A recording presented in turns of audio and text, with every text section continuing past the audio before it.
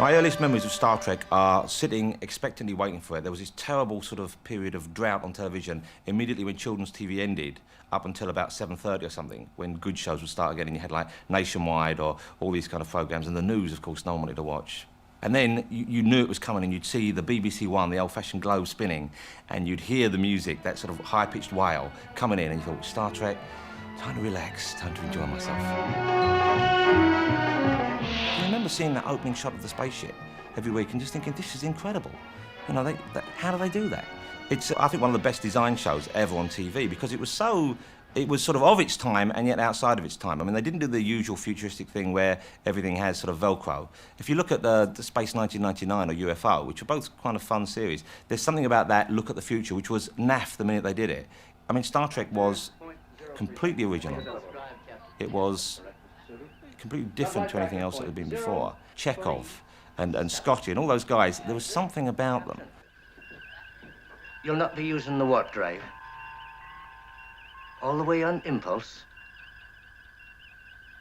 That'll take a great deal of time. You in a hurry, Mr. Scott? No. It was simple, and yet it was just complex enough for you not to get bored. It was exciting, but it wasn't scary at any time. It was dramatic without being really sort of challenging. Security, Spock here. Status of your landing party? Ready and standing by, sir. Have them meet me in the transporter room after the captain has beamed down. Possibly one of the masterstrokes of Star Trek was the fact that they had an alien on board. And he was an alien who didn't look too ridiculous. But the fact that he was sort of humanoid and yet had the cool ears, the slightly bluish tint to his skin, and of course, the Vulcan death grip. I mean, all those great ideas, the mind meld, the Vulcan death grip. I had almost a permanently sore shoulder from kids at school giving me the Vulcan death grip. We all went around all day giving each other the Vulcan death grip until, of course, David Carradine's TV series Kung Fu came on, and then we all started going around lifting up dustbins and pretending that we were branding ourselves with the mark of Tai Chi or whatever it was. And, of course, it was fun to look at. I mean, the colours were great. I mean, I think it was probably one of the first colour TV shows I can remember watching. When we finally got a colour TV, the different colour shirts, the fantastic planet backdrops, just seeing it explode on your screen.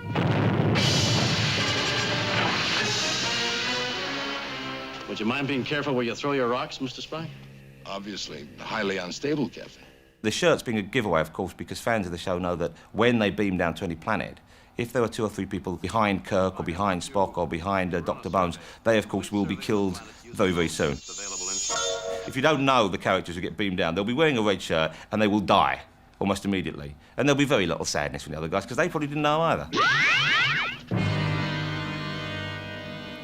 Part of the appeal was the fact that there's alien life out there which is basically almost all humanoid, and we can, you know, chat to and occasionally fight and occasionally get on with. But the idea of sex with aliens, which didn't really occur to me until after Star Trek, but at the time I knew that you could maybe have an alien girlfriend. And the idea that you could have a girlfriend who had maybe yellow skin and purple hair, or blue skin and green hair, or was just blonde but wore a fantastic Go-Go's dancer's outfit. I mean, that's what I loved about the women in Star Trek. They're all dressed like they'd just come from either a strip joint or a go-go dancing club.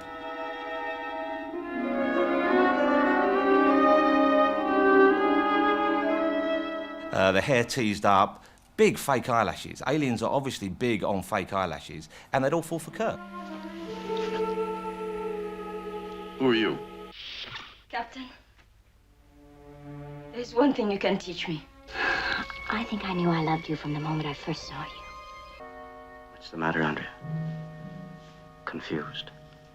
For many years, I did affect a slightly boyish Kirk quiff in the hope that I would finally meet someone from Alpha Centauri who'd fall for me, but still hasn't happened. No, you mustn't stop me. He's my lover and I have to kill him.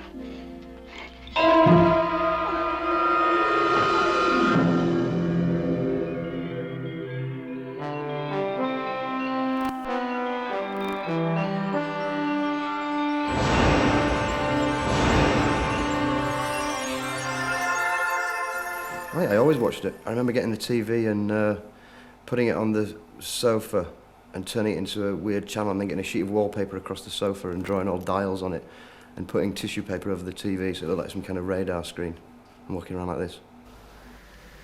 Live long and prosper. I talked to a lot of people who really like the old Star Trek with Kirk, and they can't stand the new one, but I completely a Next Generation fan. And I think that people don't like the idea of it because they're kind of old-fashioned, which is quite funny for an idea of a programme about their future. But I like Picard. I like the way he says "mad" when something goes wrong.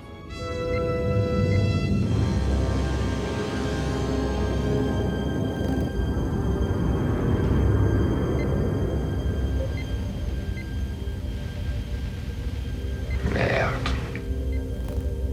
Shields up. I mean, the idea of having this bald French guy flying around the universe for the Federation is pretty weird. Definitely my favourite aliens are the Borg. So the Borg are spooky.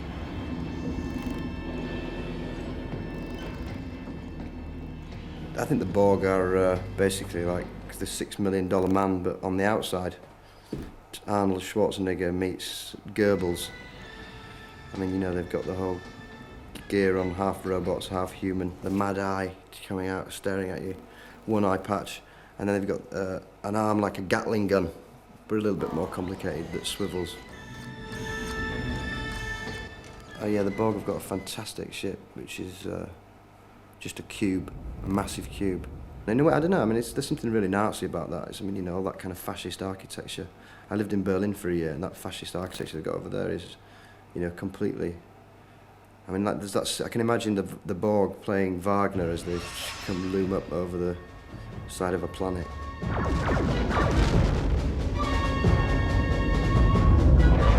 I mean, they're like termites, basically. They just exist as a whole mass, but they feed off other life forms. They assimilate other life forms in order to further themselves at the expense of other life forms, and other life forms are irrelevant because all that they're interested in is expanding and furthering the Borg, and that's their job in life. So if you shoot them with a handgun, they pretty quickly work out that and can resist it. So anything you throw at them, they can understand and overwhelm. It's no use. They've already adapted to the new frequencies. Bless them. It's just that one bit that I like, which is fantastic, where Picard tries to reason with the Borg and says, you'll never do this, it won't work, you can't take over humans, you can't assimilate humans, because, you know, we're into freedom, and he says freedom's irrelevant. And he says, but we will resist you until, you know, we would rather die than be assimilated. And the Borg say death is irrelevant. My culture is based on freedom and self-determination. Freedom is irrelevant. Self-determination is irrelevant. You must comply. We would rather die. Death is irrelevant. I mean, death is so relevant to everything that humans believe in. So the fact to suddenly come up against a life form where it is irrelevant is, you know, you just can't reason with them. And it's a kind of a full stop for all that morality with Picard. Everything the Federation believe in comes into question when they're faced with the Borg. I am Captain Jean-Luc Picard. Jean-Luc Picard, captain of the Starship Enterprise, registry NCC-1701D. You will lower your shields and prepare to transport yourself aboard our vessel. If you do not cooperate, we will destroy your ship. They're kind of like the nouveau Nazis of the universe. Life is irrelevant to them too, I suppose. I mean, you've got to admire the Borg. Heil Borg. Your archaic cultures are authority-driven. To facilitate our introduction into your societies, it has been decided that a human voice will speak for us in all communications. You have been chosen to be that voice.